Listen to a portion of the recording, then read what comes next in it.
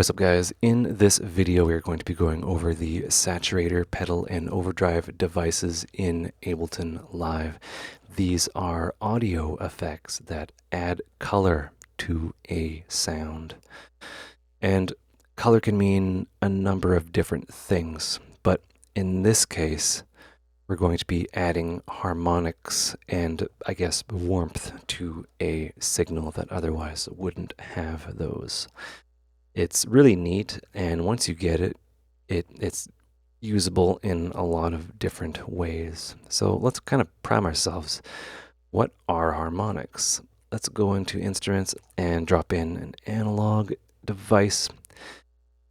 And let's go into the Signalizer plugin because this is very useful because it allows me to demonstrate visually what's going on. If you want to know how to install this at the beginning of the analog video series, I essentially, put this in the VST folder.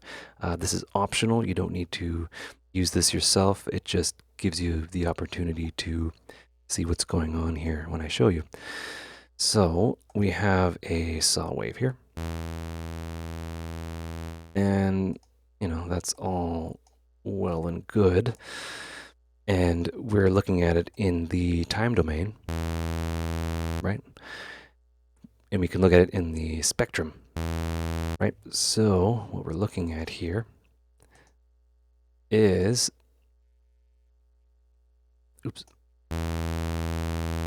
is the frequency spectrum of this saw wave. So this right here is the fundamental. Actually, I'm going to highlight that a little bit better. This is the fundamental, right? And then these are the harmonics. Okay, fundamental harmonics.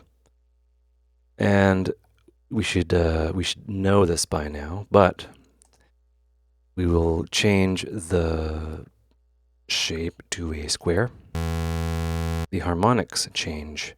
There are different kinds of harmonics, even, odd, a mixture of both, all sorts of fun stuff. And what that does is that essentially creates the timbre of a sound, or it visually gives you an idea of what the timbre kind of difference is between one sound and another. Like, these are totally different, but they have a commonality, that they all have this fundamental. And that's why things can have a pitch, right? The same pitch, but they sound different, right? And that's called the timbre, not timbre, timbre. So why do we need to know that? Well, a sine wave basically just has a fundamental. This one has harmonics to it because it's an analog model device, right? So there's harmonics inherent to the oscillator itself. So why is this important? Well, I have to add this to this channel here because this device, ignore what it is, it's just there to produce a tone. This one has just one harmonic, or sorry, it just has the fundamental, sorry. Right? It's clear as bacon, essentially. So what that does is that allows us to visually see and measure the harmonics added, which makes things easier. So this is a sine wave, and I'll set this to spectral, and then window size. There we go. All right, we have our sine wave here, and I'll do, I guess, grid division to 100%, and the graph color to that, and then maybe, yeah. There we go. Okay, and that gain mode's kind of bothering me. I'm just going to go none. So there is our sine wave, and let's pretend. I don't want it to be too loud. Actually, we don't really need to hear it. We just need to be able to measure it and look at it. So this is the oscilloscope here. This is the spectrum. I'll just set that like that. Okay. So let's look at, I guess, basic kind of a basic representation of a wave, right? So this right here, this would be the zero crossing. And we have, an arbitrary line up here and then one down here, right? And what this represents is it's how we work with audio in the digital world, in DSP, right? We work in float for a lot of, I guess, computer science. So zero, right, this line right here, this is the zero crossing, right? And every time, right, one of the line here passes, past the zero crossing, it is transferring between a positive number or a negative number. And these zero crossings are very important to know kind of where those are. On the positive, we represent the maximum value that can be represented as +1 for the sake of argument, right? And then down here, the most negative value we can have is -1. And this is a floating point number. So right here, let's say that would be 0.495682 or something, right? And they're represented by 0 and +1.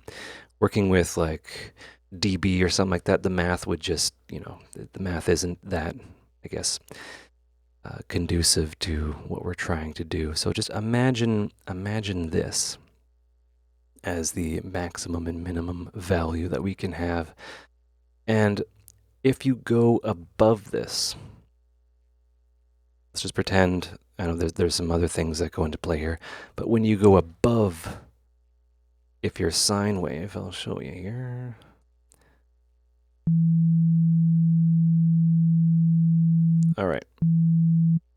All right, we've went above this.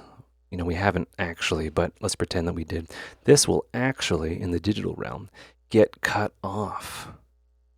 All of these will be gone, and the waveform will just end there, and that will be a clip. I'm going to show you what that is, right? Because it's important to kind of, I guess, prime you to understand that, and then we can look at it. So I'm going to drop in a saturator, and that name, I'll explain what saturator means in a moment, but I'm just going to select digital clip, and I'm just going to bring the input gain down. Okay, let me just bring that down, because this is going to get kind of loud. Oh, look. All right, so what's happening is we are feeding that signal into a digital clipper, and that top part is essentially being shaved off. That is what's happening. And this is, it's not as nasty as a real digital clip would be, because we're not dealing with the crackles and stuff like that. But it's, it's a very sharp kind of cutoff there. Let me demonstrate further. All right, so we have sine wave, and you'll notice that it will essentially cut off. As we try to go above, oops, wrong freaking knob.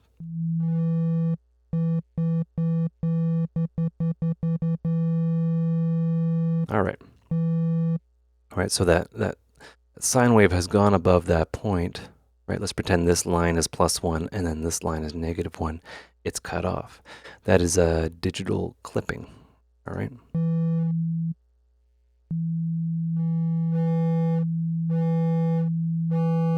Right, and that's a really good kind of representation.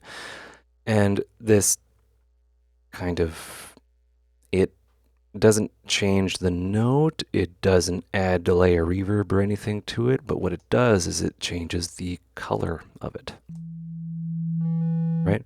So if we have some saturation there, like that, and we go to the spectrum, holy crap, all of these harmonics are present. And they're kind of sporadic and, they're not kind of uniform. And that's really cool because that's essentially adding color and interest to the sound. Right? So none, and I'll increase it.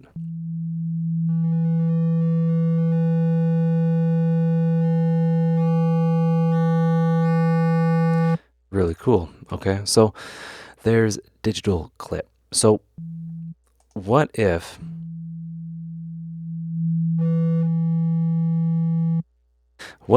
we could change the behavior of this clip right here? And once it gets to this maximum point, if it didn't shave off the top, what would that be called? Well, that would do some really neat things that we're going to get into here. So let us select a different transfer function. These are called transfer functions or wave shaping. I don't know, whatever. They're represented by this window here. The first one you'll run across is the analog, and you'll notice that this shape changed. This will dictate how the clippage or the transfer function will change as you approach the maximum value of 1 and the maximum minimum value of -1. So the digital clip was very linear. It just went boom, boom, boom, boom. That is linear, like straight line. And that's what that looks like. When you have, say, an analog clip, it's rounded. So what does that sound like? It essentially gently rounds things. It doesn't cut things off, but it kind of keeps things more, I guess, not as bright and harsh. And we can see that on the spectrum as well. Right. The harmonics are more, I guess, evenly spaced. They're still a little wacky, but they're evenly spaced as opposed to, right? It's just more of a gentler, I guess, saturation. I guess we'll call it that. And that is called, color. It's the color of the sound. We're kind of adjusting the color. So what saturation means is you are saturating a circuit beyond what it can handle, right? So let's say if you are editing a video and you boost the contrast on it or something, I don't know, you saturate what the color and the depth, color depth, whatever it is, you saturate beyond what it can reproduce. So then, everything just becomes either like really, really white, really, really black. You look up deep fried memes, whatever that is, and those are saturated. I don't know. Will that translate well in 1 year? Do I already sound like an old man? Get off my lawn. So that's what you are effectively doing. And in the digital world, there's it doesn't work. It just, once you get above a certain point, it just shaves it off. It can't reproduce it. It's just like, all right, it's just a maximum value of +1. That's all we can do. I'm sorry. And that's pretty well understood. But if you go into the analog clip, or the analog, I guess you call it, real world circuitry of a mixer channel, it has a saturation point, but as you approach that saturation point, it will begin to react. It's not as reactive, so you can achieve these not so harsh shapes. And there's a number of these, right? And you can even increase the drive all the way to make a square wave.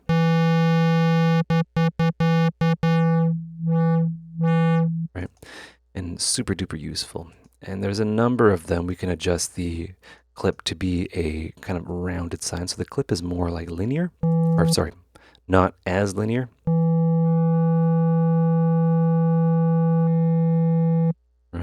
soft sound, make it a little bit more, I guess, rounder and harsher. I mean, less round.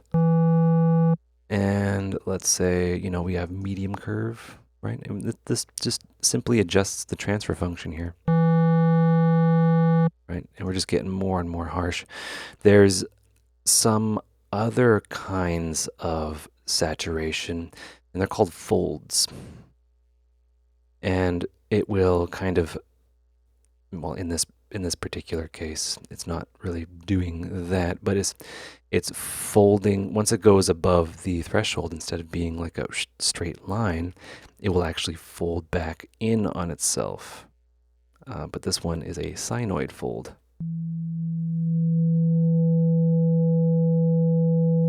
Right? So it goes past the maximum value that it can handle, and then it just kind of folds back in on itself there, which is really interesting, and you can get some really cool sounds with that. There's lots of different kinds of saturation and distortion, and I'm gonna try to cover most of them, but these are just ways in which a transfer function will behave upon the audio of between -1 and 1. Right, now we're getting into what looks like FM stuff. Right, just another way to do that. And of course, a digital clip once again. So we're going to go through this a little bit later. This gives you the opportunity to shape and do some interesting things with saturation. But that was a quick kind of introduction to it. Let's move on to something I'm going to dig into because I think it's really cool. This is going to be pedal, right? And pedal is modeled after a guitar pedal. So what a guitar pedal will do, right, if it's working with distortion, saturation, or adding color, what it'll do is it'll take the dry guitar, electric guitar sound, bling, bling, and it will add harmonics to it, and it will create a richer tone, right? So what does that mean? Well, I mean, this is different than the Saturator. These are based off of kind of circuitry. These are not so much transfer functions. These are, there's a lot more going into these things than that. I mean, there's still a bit of a transfer function, but it does more stuff as well. And this gives you a really interesting tone. And I'll just give you an example of what the pedal type does. And there's 3 different pedal types. There's overdrive, distortion, and fuzz. Overdrive is warm and smooth, distortion is tight and aggressive, and fuzz is heavy and broken. Okay, so let's give this a try. Actually,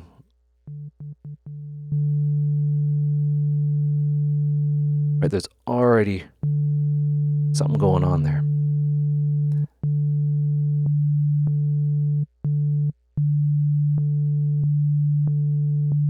Before we even feed anything into it, mind you, it's coming in kind of hot, but this is something that is asymmetrical, and there's a lot of clever things under the hood.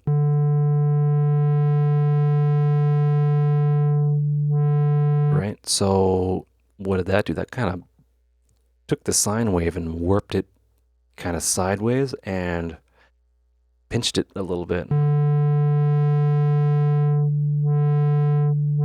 Right, and those are some pleasing harmonics there, right? Those are uniform, and they're kind of like in a somewhat straight line. And this would be, I guess, what it would describe, warm and smooth, right? And that's the effect that it has on the signal when you have the overdrive algorithm or type engaged.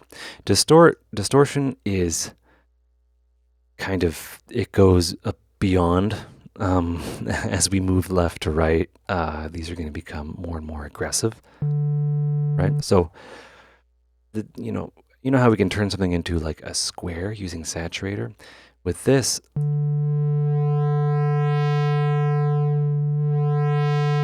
I want you to notice something, right? So, whoa, what's that mean? There is a roundedness once it gets to its peak value, right? Very round. And as we increase that gain, the up here as it gets round here, and then here it's sharper, has a sharper roll off, and it's kind of tilted. And this is where you can get really clever with DSP. Like you can go bananas, and this is how these classic, I guess, circuits would behave. And it's not so much just slicing the top off. It's like, no, there's some complicated stuff going on under the hood here, and how it's just round and sharp, all sorts of fun stuff that I guess it contributes to the tone. The spectrum is looks a little bit more aggressive than before. You can see that roundedness kind of get more and more sharp.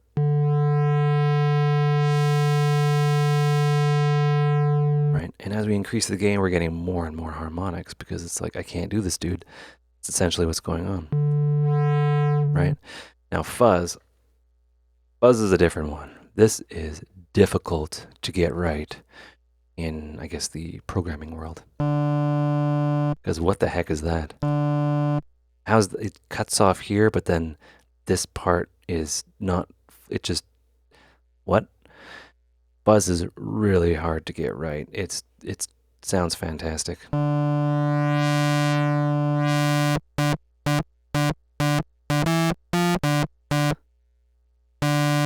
And what that does to the harmonics is just a mixture, a mishmash of even and odd. And you can get some really interesting sounds with that. Let us move on briefly to the OG, which would be the Overdrive. We're going to be back, don't worry. But this is I guess you call it the kind of like the original effect. And this is really interesting. So this has a wet, dry, and a dynamics knob here, and tone controls. And this would work really well on I guess a drum sample, but I'll kind of show you what's going on here. Pre-filter, so pre-bandpass filter here, and right, we have dry. Let's just go up to 100%. So something new going on here. There's these little steps here, and that is kind of doing some interesting things to the spectrum. Let's give it a bit more juice. Right? Sorry, I'm talking and my mouth, the air is traveling up my nose and making my nose hairs itchy. I'm sure you want to know that. But what the heck does this do? This does some interesting stuff. This is the Overdrive. A lot of really interesting harmonic shapes here. So all of these will achieve a interesting effect on your sound. Each one is different. Different combinations yield different results as we move along the chain. And this is just with a sine wave. What's going to happen if we put something a little bit more interesting in there? And that's exactly what we are going to do next. Because these kinds of effects are fantastic on, I mean, yeah. Let's, hold on. Yeah, you know what? I'll just get some drums in there. Okay. Okay, we got some MIDI drums, got 808, get a drum rack in there. All right, let's get some kicks going on. Cool. And let's, yeah, clap, why not?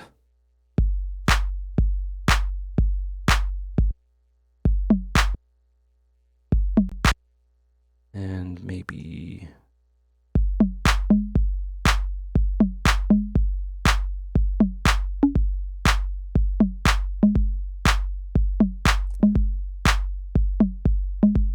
and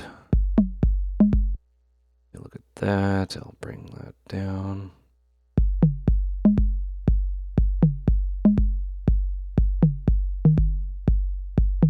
All right, good enough. Okay, let's get these two friends in there. I'll just copy that and then paste that here.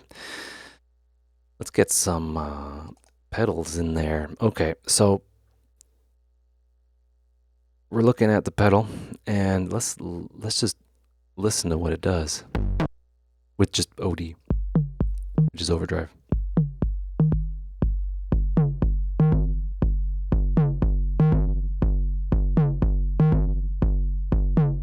All right, we can go really kind of bananas here, and I'll just do the oscilloscope thing, and I'll just go none. Let me zoom out, dude.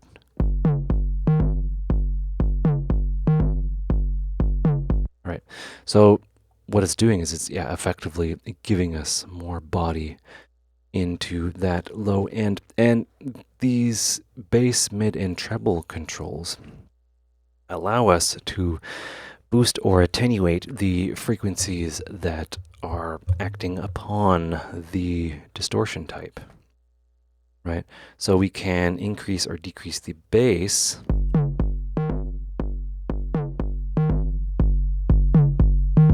right? Make it more or less and get interesting sound that way. And these would be, I guess we call tone controls. We've got bass, we've got mid, right? Just to kind of smooth things out. Mid has different ranges here. We got I guess this would be a tighter range, medium range, and then wide range. Right, so it gives you more control over that tone overall in the mid ranges, and then, you know, treble. Right, sub, it will give you a low frequency boost. This 808 has quite a bit of power, but let's not get too crazy. But it's there if you need it, and this is good for like synth basses and stuff like that. But that's just with the overdrive. Right, typical use case would be a wet-dry mix of these. Right, so I go mid, just do something like that, right? Right, it's really falling apart, and then I take the wet-dry and then mix that in.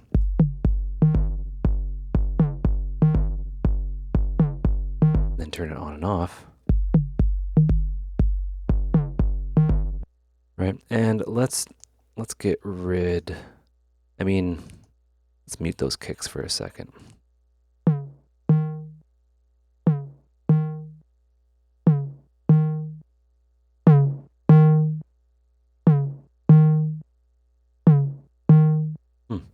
Let's mute those. Let's just solo the kick, actually.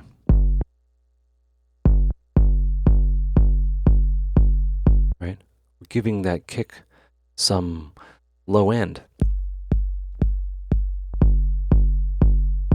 Right? A lot of low end, but, you know, low end.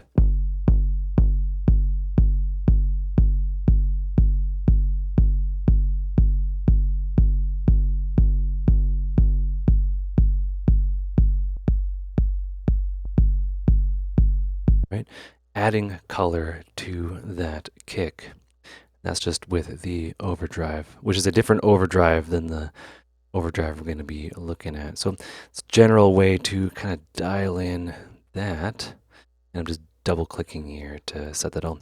Distortion, again, yeah, this would be tight and responsive. Right, different vibe. A little bit brighter.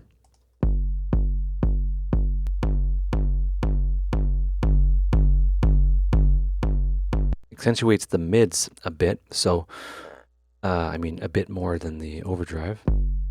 So we can bring the mids down in the tone controls here. Even the highs too.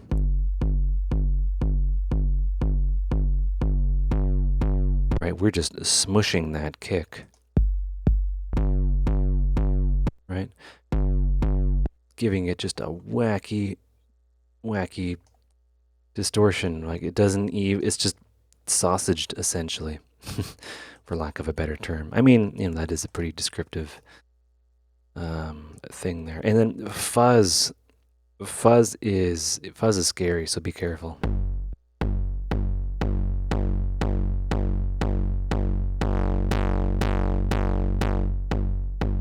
Right. So typical use case would be to gently mix this in, depending on what you're doing. All right. So notice the fuzz. Oh no, the distort. Notice how it effectively just squishes that whole kick into one uniform log of doom. And depending on the amplitude, right, it has that like kind of pokey square wave thing, and then as it approaches the amplitude, I guess lower amplitude, that kind of rounds off. And that is the magic of how these things work. They're dependent upon the amplitude that's being fed into them. If that makes any sense. Right, so they work really well on kicks as an example. Okay, let's get into Overdrive. Overdrive is super interesting and OG. And what it does is it does a different thing, really. I remember using Overdrive a lot, and it had this really interesting sound, and that's because of the dynamics. And I'll show you what that does in a little bit. So we have drive, right? And that adds some bottom end. We can increase the drive. Then we can adjust the tone. And what this does is this is a kind of an EQ tilt. Right, so it's like I want to hear the lower end more. You move it towards the left, higher end to the right. And this will, think of tone as making it sound dark or bright. It's essentially what tone controls do with these kinds of effects. There's the pre-band pass here. So I can go extreme and just select a band.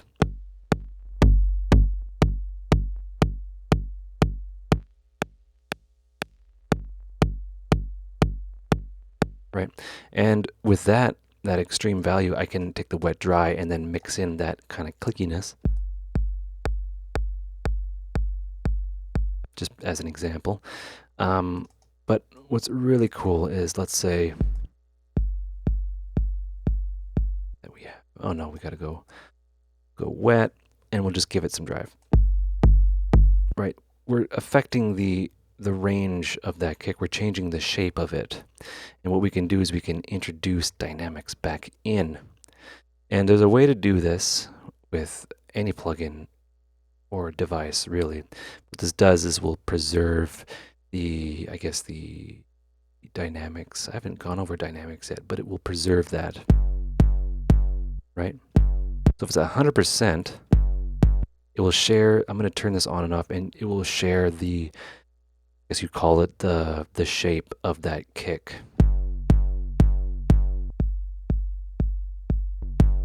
in terms of its overall kind of function.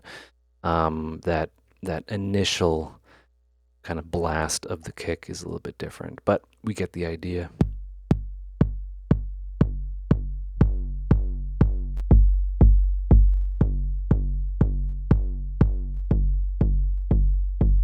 Right, gives it a different color and vibe.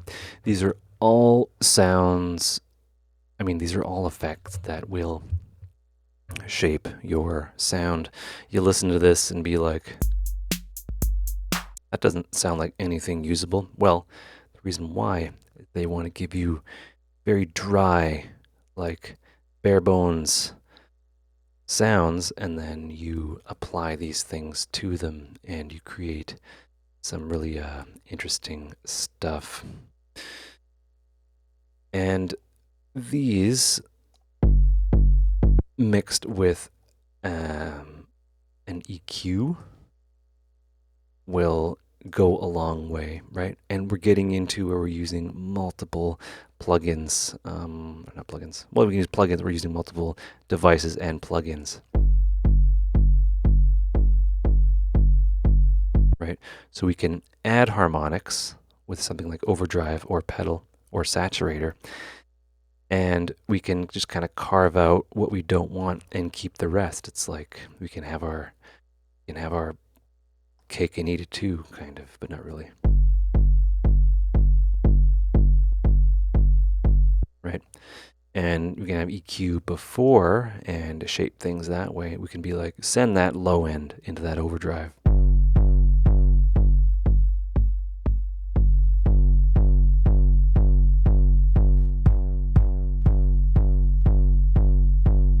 Right? Hopefully that makes sense. I hope you guys enjoyed that. I hope you learned stuff. Take care and have a good one.